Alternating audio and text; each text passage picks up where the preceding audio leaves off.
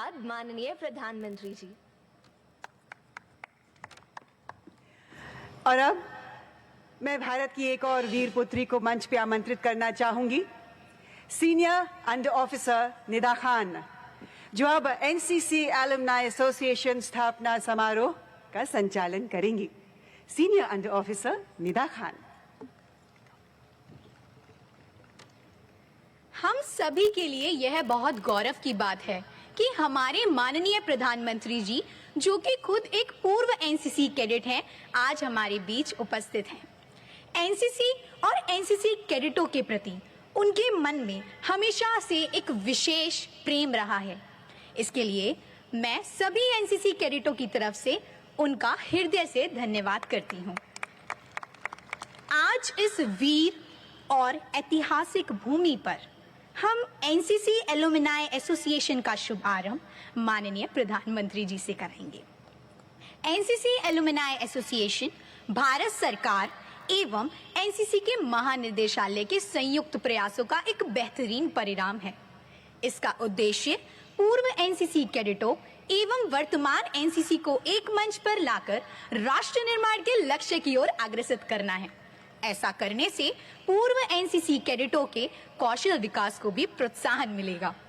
अब मैं एनसीसी के महानिदेशक लेफ्टिनेंट जनरल गुरबीर पाल सिंह अति विशिष्ट सेवा मेडल, विशिष्ट सेवा मेडल से विनम्र अनुरोध करती हूं कि कृपया मंच पर आएं और माननीय प्रधानमंत्री जी से एनसीसी एलुमनाई एसोसिएशन का आईपैड पर बटन दबाकर उनका प्रथम नामांकन दर्ज करें।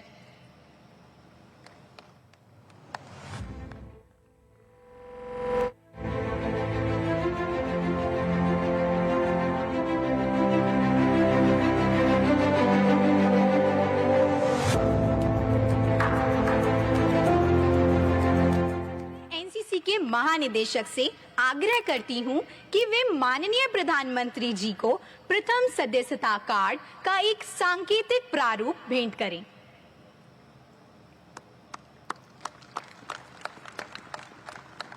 धन्यवाद माननीय प्रधानमंत्री जी। देवी और सज्जनों, अब रक्षा मंत्रालय की विभिन्न उपलब्धियों और अभूतपूर्व कार्यों से संबंधित कार्यक्रम के संचालन के लिए मैं मंच पर एक बार फिर से आमंत्रित कर रहा हूं कर्नल राजेश जिंदल जी को।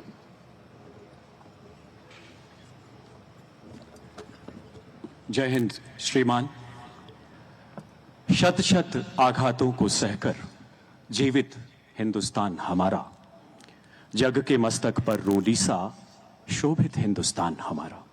भारत रत्न श्रद्धेय स्वर्गीय श्री अटल जी के ये अमर शब्द, कवि इकबाल का वो जय घोष, जी हां सही समझे आप लोग, यूनान मिस्र रोमा सब मिट गए जहां से, कुछ बात है कि हस्ती मिटती नहीं हमारी। सारे जहां से अच्छे हिंदुस्तान की गौरव गाथा बयां करने के साथ साथ ये उद्गार, ये शब्द भारतीय सेनाओं के स्वर्णिम इतिहास को भी खुद में समेटे हैं। देवी और सज्जनों, इतिहास सैनिकों के शौर्य का, स्वाभिमान का, राष्ट्र प्रेम और बलिदान का।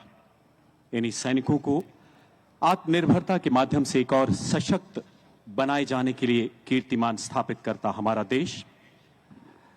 अयम निजः परोवेति गणना लघुचेत साम की हमारी भारतीय संस्कृति, जैसा कि आप सभी जानते हैं, स्वदेशो भुवन त्रयम का संदेश भी खुद में समाहित किए है।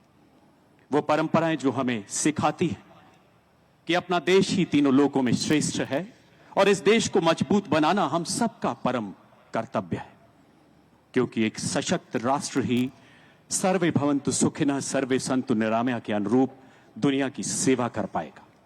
माननीय प्रधानमंत्री के राष्ट्र निर्माण के इसी मंत्र को आत्मसात करते हुए देश अग्रसर है आत्मनिर्भरता के नए शिखर की ओर। विज्ञान से अनुसंधान तक, किसान के आत्मसम्मान से सैनिक के स्वाभिमान तक, नए भारत के इसी रूप को प्रतिबिंबित करती, इन्हीं भावनाओं को गुंजित करती भारतीय सेनाओं को समर्पित यह लघु film. Please sit back and enjoy. चमक उठी सन 57 में वो तलवार पुरानी थी, बुंदेले हर बोलों के मुंह हमने सुनी कहानी थी। खूब लड़ी मर्दानी, वो तो झांसी वाली रानी थी। ये शब्द आज भी हर भारतवासी के दिल में देशभक्ति का जज्बा भर देते हैं और हम सबको आजादी के उस दौर की याद दिलाते हैं जब झांसी की वीरांगना रानी लक्ष्मीबाई ने अपने साहस से अंग्रेजी हुकूमत को हिलाकर रख दिया था। तब से भारत की पहली महिला स्वतंत्रता सेनानी रानी लक्ष्मीबाई के साथ साथ झांसी का भी नाम इतिहास के पन्नों में दर्ज हो गया। उसी झांसी को देश के यशस्वी प्रधानमंत्री नरेंद्र मोदी जी के मार्गदर्शन और माननीय मुख्यमंत्री योगी आदित्यनाथ जी के कुशल नेतृत्व में इस बार रक्षा क्षेत्र में नई पहचान मिल रही है। माननीय प्रधानमंत्री जी की प्रेरणा से उत्तर प्रदेश में डिफेंस कॉरिडोर का निर्माण मिशन मोड में हो रहा है। डिफेंस कॉरिडोर के लिए अब तक 4000 करोड़ के निवेश प्राप्त हो चुके हैं। ये एल आकार का गलियारा विविध संभावनाएं प्रदान करता है जो प्रदेश के महत्वपूर्ण शहरों में जैसे 1000 से भी अधिक स्टार्टअप नई टेक्नोलॉजीज को साकार कर रहे हैं और उनसे ड्रोन्स, एंटी टैंक मिसाइल्स आदि खरीदने की प्रक्रिया शुरू कर दी गई है। जो आइटम पहले इंपोर्ट होते थे अब जब देश में ही बनने लगे हैं तो उनकी कीमतों में 50 से 80% की कमी हुई है। भारत की उड़ान में अब light utility helicopter, fighter helicopter शामिल हैं। अब भारत की गणना विश्व के उन चुनिंदा देशों में है जो 4th generation fighters, helicopters, aircraft carriers, submarines, missiles और एडवांस्ड वेपनरी बनाने में सक्षम है। अपने राष्ट्र बल को आत्मनिर्भर रूप से सशक्त बनाने की ओर देश तेजी से अग्रसर हो रहा है और डिफेंस कॉरिडोर बनाना उसी दिशा में एक अहम कदम है जिसमें उत्तर प्रदेश की एक अहम भूमिका है। कॉरिडोर बनाने के कुछ ही महीनों में एशिया का सबसे बड़ा डिफेंस एक्सपो डेफ एक्सपो 2020 आयोजित कर विश्व के डिफेंस क्षेत्र को लखनऊ में होस्ट किया। उत्तर प्रदेश ने बड़ी मात्रा में डिफेंस इक्विपमेंट बनाने की पहल की है। उत्तर प्रदेश में मात्र 2 साल में लगभग 4000 करोड़ रुपए का निवेश प्रस्तावित हुआ है। कानपुर में डॉर्नियर, अमेठी में AK-203 कलशनिकोव राइफल, लखनऊ में ब्रह्मोस और अलीगढ़ में 8 असॉल्ट राइफल्स और अनमैन्ड एरियल व्हीकल्स के उत्पादन की नींव रखी जा चुकी है। इसी कड़ी में अब बारी है वीरांगना लक्ष्मीबाई की इस पावन धरती की। अब झांसी भी देश के सैन्य बलों को सशक्त करने में एक अहम भूमिका निभाएगा। अब झांसी में नए डिफेंस प्रोजेक्ट्स अंकुरित होने लगे हैं। राष्ट्र के सैन्य बल को सशक्त करने के साथ साथ झांसी के निवासियों को रोजगार भी प्राप्त होगा तथा यहाँ के कारोबार में भी वृद्धि होगी। इन सब कदमों से भारत रक्षा उत्पादन में आत्मनिर्भर हो रहा है। नए भारत का उत्साह और प्रगति को देख दुनिया के अनेक देश अब हमारे साथ मिलकर काम करने के इच्छुक हैं। आने वाले वर्षों में यही संकल्प भारत को रक्षा उत्पादन के क्षेत्र में सर्वश्रेष्ठ देशों की पंक्ति में गर्व से खड़ा करेगा और एक बेहतर, संतुलित और संयमित विश्व बनाने में अपना महत्वपूर्ण योगदान देगा।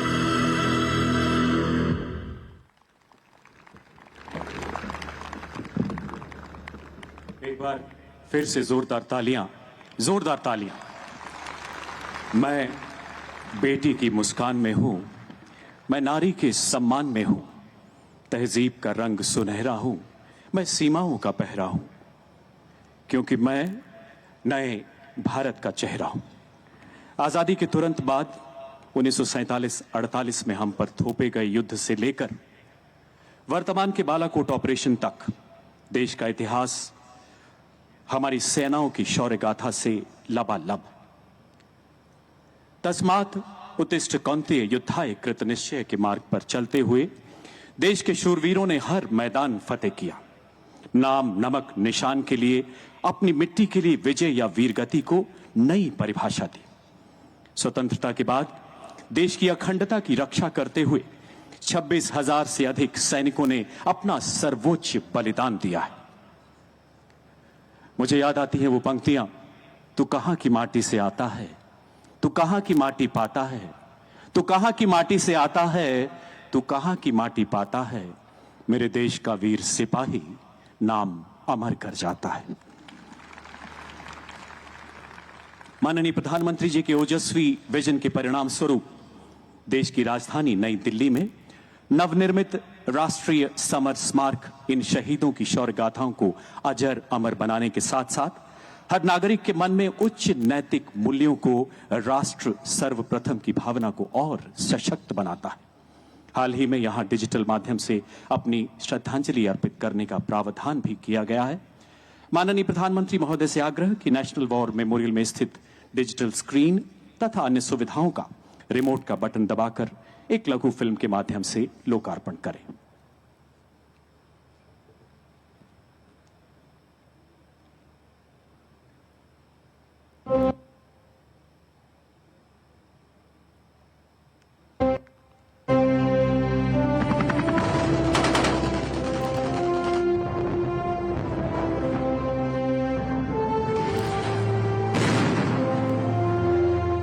सीना तान के छीना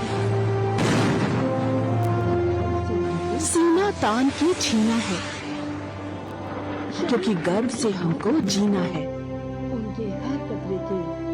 शहीद हुए जो मातृभूमि पर, उनके हर कतरे के निशान है यहाँ। तकरीबन 70 वर्षों तक आजादी के बाद शहीद हुए सैनिकों की याद में कोई राष्ट्रीय स्मारक न होने की कमी हमेशा देशवासियों को खलती रही।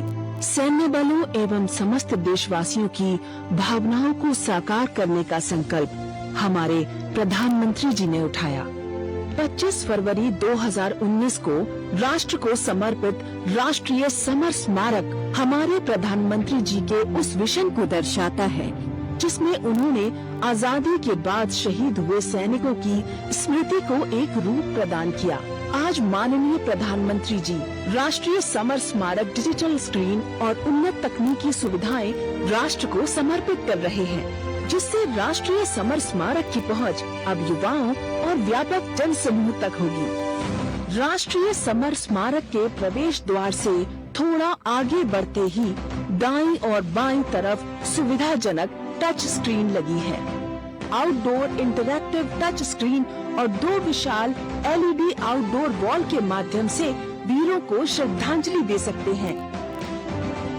यहाँ आने वालों का मोबाइल फोन ऑडियो आधारित टूर गाइड का प्रयोग कर लोकेशन, मार्ग और इतिहास के बारे में जानने का मौका मिलेगा।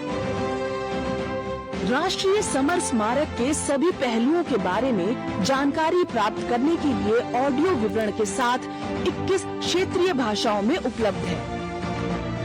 स्मारक में अंकित 26,275 शूरवीरों के बारे में